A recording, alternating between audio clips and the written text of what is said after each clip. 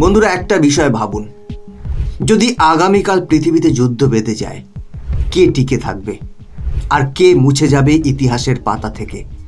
আজকের দুনিয়ায় যুদ্ধ আর শুধু ট্যাঙ্ক, বন্দুক আর মিসাইলের খেলা নয়, এটা হলো অর্থের, প্রযুক্তির আর আধিপত্যের প্রতিযোগিতা। কে বেশি বাজেট করছে মহাকাশে অস্ত্র পাঠানোর জন্য, কে চুপি চুপি উন্নত করছে এআই ড্রোন, হাইপারসনিক মিসাইল আর সাইবার আক্রমণের প্রযুক্তি, আর কে সেই নীরব ঘুমন্ত দানব যার সামরিক শক্তি এখনো আমাদের চোখের আড়ালে। 2025 সালে টপ 10 সামরিক বাজেটধারী দেশের তালিকা সামনে আনছে এক চমকপ্রদ বাস্তবতা, যেটা জানলে আপনি শিউরে উঠবেন।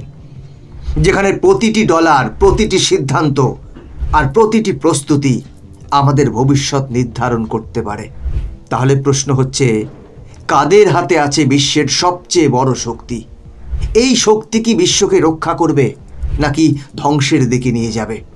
আজকের এই ভিডিওতে আমরা জানব 2025 সালের টপ 10 সামরিক বাজেটধারী দেশ কোনটি এবং তাদের কত বাজেট, কে এগিয়ে কে পিছিয়ে, সমস্তটা জানতে পারবেন আজকের এই ভিডিও থেকে। বন্ধুরা, ভিডিওটা শুরু করার আগে আপনাদের কাছে একটি ছোট্ট অনুরোধ, ভিডিওটা লাইক করে চ্যানেলটিকে সাবস্ক্রাইব করে রাখুন, কারণ এটি আপনার জন্য মাত্র 1 সেকেন্ডের কাজ, কিন্তু এতে আমাদের অনেকটা হেল্প হয়, তাই সাথে থাকুন। নমস্কার, আমি গৌতম আছি আপনাদের সাথে। তাহলে চলুন দেরি না করে ভিডিওটি শুরু করা যাক। আমাদের তালিকায় 10ম স্থানে আছে জাপান, যে দেশটা বহুদিন ধরে এক শান্তিপ্রিয় এবং যুদ্ধবিরোধী শক্তি হিসেবে পরিচিত। কিন্তু আজকের ভূ রাজনৈতিক বাস্তবতা জাপানকে বাধ্য করছে নতুন পথ নিতে। উত্তর কোরিয়ার হুমকি, চীনের সামরিক আগ্রাসন আর দক্ষিণ চীন সাগরের উত্তেজনা মাথায় রেখে 2025 সালে তারা প্রতিরক্ষা বাজেট বাড়িয়ে $55.3 বিলিয়ন নিয়ে গেছে, যা তাদের জিডিপির 1.4%। এই অর্থ দিয়ে আপগ্রেড করা হচ্ছে Tomahawk missile, long range air defence আর অত্যাধুনিক ড্রোন প্রযুক্তি। অনেকের অজান্তেই ধীরে ধীরে এক নীরব সামরিক শক্তিতে রূপ নিচ্ছে জাপান। Number 9, France. আমাদের তালিকায় 9ম স্থানে আছে ফ্রান্স, এমন একটা দেশ যার প্রতিরক্ষা কৌশলের কেন্দ্রে রয়েছে পরমাণু শক্তি, প্রযুক্তি নির্ভর অস্ত্র উন্নয়ন এবং ইউরোপের নিরাপত্তা বলয়ে নেতৃত্বের লক্ষ্য। 2025 সালে ফ্রান্স তার প্রতিরক্ষা বাজেট বাড়িয়ে $64.7 বিলিয়ন করেছে, যা তাদের জিডিপির 2.1%। এই বাজেটে আধুনিকীকরণ করা হচ্ছে রাফায়েল যুদ্ধবিমান, পরমাণু সাবমেরিন এবং সাইবার প্রতিরক্ষা সিস্টেম। যদিও অর্থনীতিতে ঋণের চাপ আছে তাদের, তবুও ফ্রান্স জানে আন্তর্জাতিক মঞ্চে শক্তি ধরে রাখতে হলে শুধু প্রতিশ্রুতি নয়, বাস্তব প্রস্তুতিও থাকতে হয়। Number 8, Ukraine. আমাদের তালিকায় 8ম স্থানে আছে ইউক্রেন, একটি দেশ যা 2025 সালে যুদ্ধের মাঝখানে দাঁড়িয়ে তার প্রতিরক্ষা বাজেট বাড়িয়ে নিয়েছে $64.7 বিলিয়ন, যা দেশের জিডিপির প্রায় 34%, যা বিশ্বের সর্বোচ্চ অনুপাত। রাশিয়ার আগ্রাসনের বিরুদ্ধে প্রতিদিন চলা এই যুদ্ধ ইউক্রেনকে পরিণত করেছে এক চলমান ব্যাটেল গ্রাউন্ডে। প্রতিরক্ষা খাতে এমন বিপুল বিনিয়োগ কেবল অস্ত্র কেনা নয়, বরং এটি একটি জাতির অস্তিত্ব রক্ষার লড়াই, যেখানে প্রতিটি ডলার, প্রতিটি ড্রোন এক একটি শ্বাসের মতো মূল্যবান। নাম্বার 7, সৌদি আরব, যার 2025 সালের প্রতিরক্ষা বাজেট $80.3 বিলিয়ন, তাদের জিডিপির 7.3%।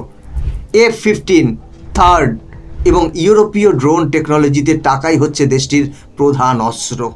তেল থেকে আসা সম্পদ এখন পরিণত হচ্ছে আকাশে ও মরুভূমিতে এক আধুনিক যুদ্ধ দুর্গে। নাম্বার 6, যুক্তরাজ্য।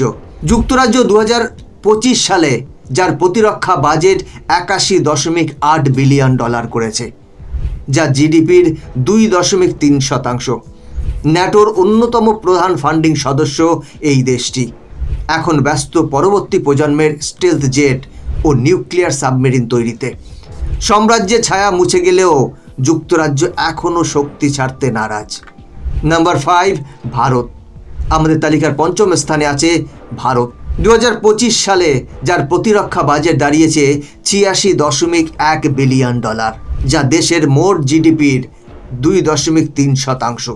এই বাজেট কেবল সংখ্যা নয়, এটা এক চরম বাস্তবতার প্রতিচ্ছবি। পূর্বে চীন, পশ্চিমে পাকিস্তান, উত্তরে হিমালয়, দক্ষিণে সমুদ্র সীমা, প্রতিটি দিক থেকেই সম্ভাব্য হুমকি। এই মুহূর্তে ভারত বিশ্বের চতুর্থ বৃহত্তম সেনাবাহিনী পরিচালনা করছে, যার মধ্যে রয়েছে 4200+ যুদ্ধ ট্যাঙ্ক, 2200+ বিমান এবং 150+ নৌযান। শুধু তাই নয়, ডিআরডিও ও ইসরোর মাধ্যমে নিজস্ব হাইপারসনিক মিসাইল ও স্যাটেলাইট ডিফেন্স সিস্টেম তৈরি করছে। ভারতের প্রতিরক্ষা আজ আর কেবল অস্ত্রের হিসাব নয়, এটা 140 কোটি মানুষের সুরক্ষা, গর্ব আর ভবিষ্যতের শান্তির অঙ্গীকার। Number 4, Germany. আমাদের তালিকার চতুর্থ স্থানে আছে জার্মানি, যার প্রতিরক্ষা বাজেট এখন $88.5 বিলিয়ন, যা তাদের জিডিপির 1.9%। দ্বিতীয় বিশ্বযুদ্ধের পর এই প্রথম জার্মানির সামরিক ব্যয় পশ্চিম ইউরোপের শীর্ষে। ইউক্রেন যুদ্ধ ও রাশিয়ার হুমকির পর ন্যাটোর চাপে শুরু হয়েছে এক নতুন প্রতিরক্ষা অধ্যায়। আমাদের তালিকায় তৃতীয় স্থানে আছে রাশিয়া, যার সামরিক বাজেট $149 বিলিয়ন, যা তাদের জিডিপির 7.1%। এই বিপুল অর্থ ব্যয় হচ্ছে ইউক্রেন যুদ্ধ, হাইপারসনিক মিসাইল এবং পারমাণবিক ক্ষমতা ধরে রাখতে। অর্থনৈতিক নিষেধাজ্ঞা ও বৈশ্বিক চাপ সত্ত্বেও রাশিয়া এখনও বিশ্বের অন্যতম প্রভাবশালী সামরিক শক্তি হিসেবে নিজের অবস্থান ধরে রেখেছে।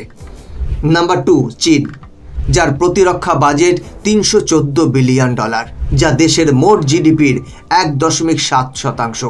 সাউথ চায়না সি থেকে তাইওয়ান, চীনের কৌশল এখন আগ্রাসী এবং সুপরিকল্পিত।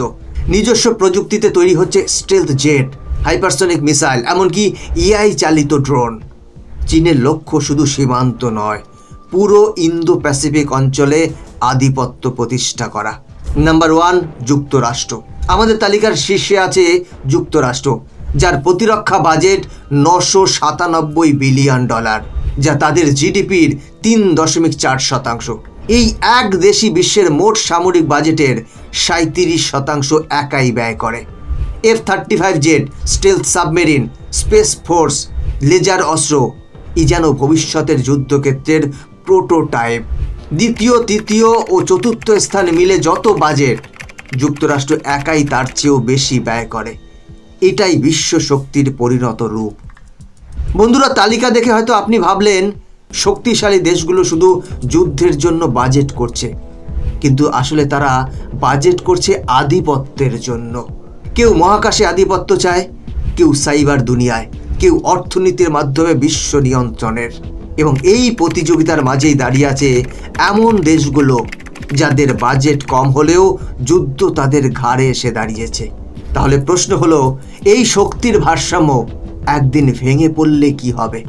আপনার দেশ কি এই প্রতিযোগিতার বাইরে থাকতে পারবে? আপনার মতে কোন দেশ বেশি শক্তিশালী? কে এগিয়ে? আপনার মতামত কমেন্ট করে জানান।